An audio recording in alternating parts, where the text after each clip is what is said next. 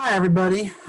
My name is Dr. Rick Halperin. I am the director of the SMU Human Rights Program here at SMU. Whatever you're going to do with your life, whether you have an idea or whether you're undecided, if you are planning on going into a career in law or medicine or anything related to the health professions or journalism or education, or engineering, or athletics, or the arts, or the nonprofit or for-profit world. Whatever it is that you're going to do with your life, it will have human rights as a part of it. The moment you look at somebody, and the moment that somebody begins to dialogue with you, that is human rights. How do you see people? Do you want to be treated with respect, with dignity, with all of your natural, inherent, fundamental rights that you are entitled to? I would assume, of course, your answer would be yes. Okay, if you want to be given and treated with respect, then what about the other 8 billion people walking around this planet? Do you think those people should be entitled to the same fundamental human rights that you think you should be entitled to, merely because they are who they are, just the same way that you are who you are? Skin color shouldn't matter, your faith, your gender, your sexual orientation, your ethnicity, whatever language you speak, nothing is supposed to matter. We either really believe that all people are equal in the fact that they are human beings, or we make excuses why certain individuals, sometimes certain groups of individuals, and maybe even certain countries, should be ignored, mocked, laughed at, bullied, abused, tortured, or killed merely because of who we think they are. You don't want to be a victim of targeting and bullying. I don't either, neither does anybody else. So human rights just encompasses everything the moment you choose to interact with somebody. So here at SMU, the Human Rights Program started in 2006. There's over 5,000 colleges and universities in this country, and only seven have an undergraduate degree program in human rights, and we are one of those 7. So to academically minor in human rights, it's really quite simple. It's 6 courses. The Struggle for Human Rights, America's Dilemma, to look at America's human rights record, that is required for the minor, and then it's any other 5 courses that you want. We have over 100 courses within the human rights curriculum. We are very interdisciplinary, and the rule is that you can take no more than 2 courses with the same departmental prefix. So it's just any 6 courses you want for the minor in human rights, 2 of which can be at the 1,000 or 2,000 level, and everything else must be at the 3,000 level or higher. If you are going to major in human rights, then it is the following. It's 3 semesters of the same foreign language. You can place out of it via an AP test or a language exam test from the Department of Foreign Languages, but you must have the equivalent of 3 semesters of a language other than in English. And then beyond those language courses, there's 10 courses for our major. 4 of the courses are required, and they are the following. Again, America's Dilemma, the Struggle for Human Rights. There is a course on gender and human rights. There is a course on ethics and human rights. and a course which travels across the Deep South every spring.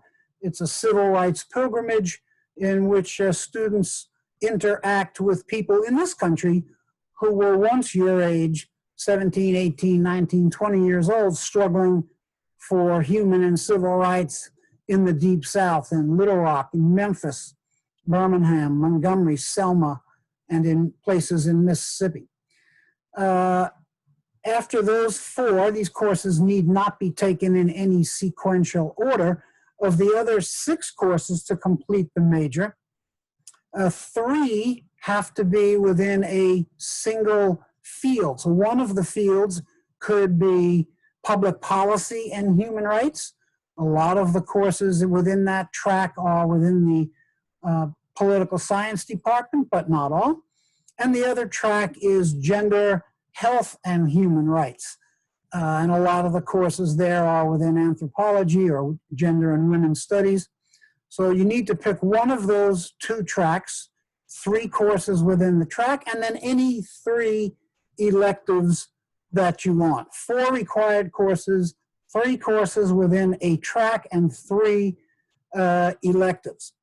As part of the human rights major, all of our students are required to do 20 hours of community service with a local human rights agency here in Dallas. And there's no shortage of human rights issues in this city.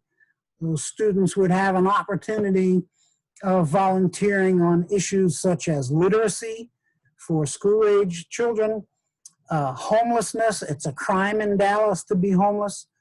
Unwed moms, single teenage moms, gender violence, the Dallas Holocaust and Human Rights Museum, working with attorneys who are working on behalf of refugees and people seeking asylum. There's opportunities to work in prisons and jails in Dallas and around Dallas.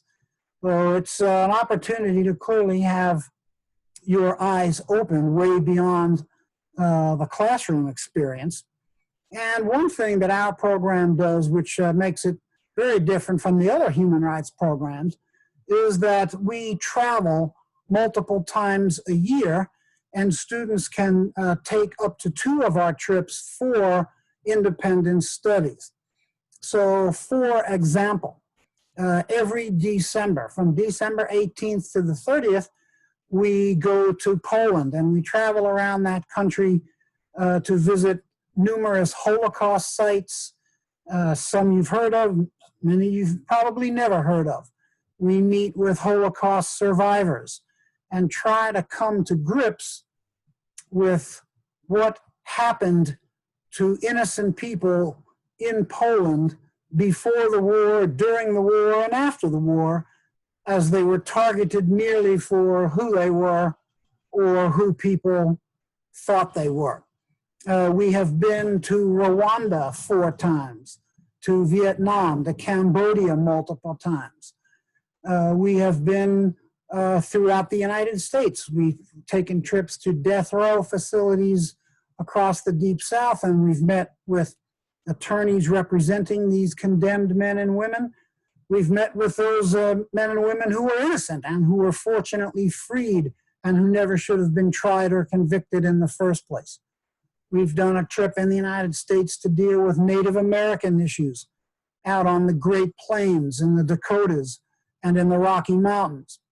We've done a trip out west to deal with Asian American rights on internment of Japanese Americans during the 1940s and LGBT rights for people struggling for equality and dignity within that community.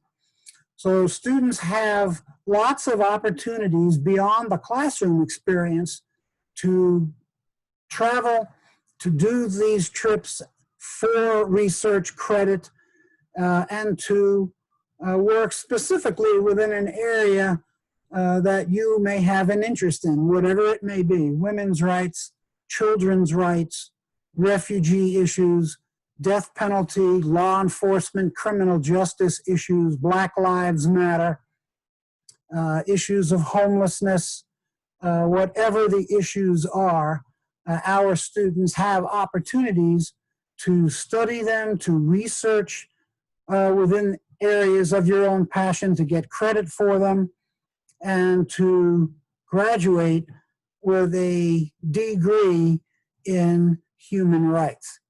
The only failure in human rights is the failure to do nothing, to think that this issue is so vast, and it is, that one cannot make a difference. But one learns in a hurry, studying human rights, that there's great power in individual efforts, and your passion, your zeal to make this world better. Sooner or later, you're not going to be students at SMU anymore. You will have graduated and moved into whatever career that you choose. And we hope that when you make those choices, it will incorporate the most important subject of all, which is rarely, if ever, taught in schools, and that is the study of human rights and human dignity. Feel free to contact either myself or Dr. Klein or Hope Anderson or Sherry Aikman in our office. We are here for you, and I look forward to meeting and chatting with you once classes start. We are in 109 Clemens Hall. My direct office number is 214-768-3284. You'll never know how much good you can do until you do it. Thanks so very much for your interest and passion to make this a better world. Thank you.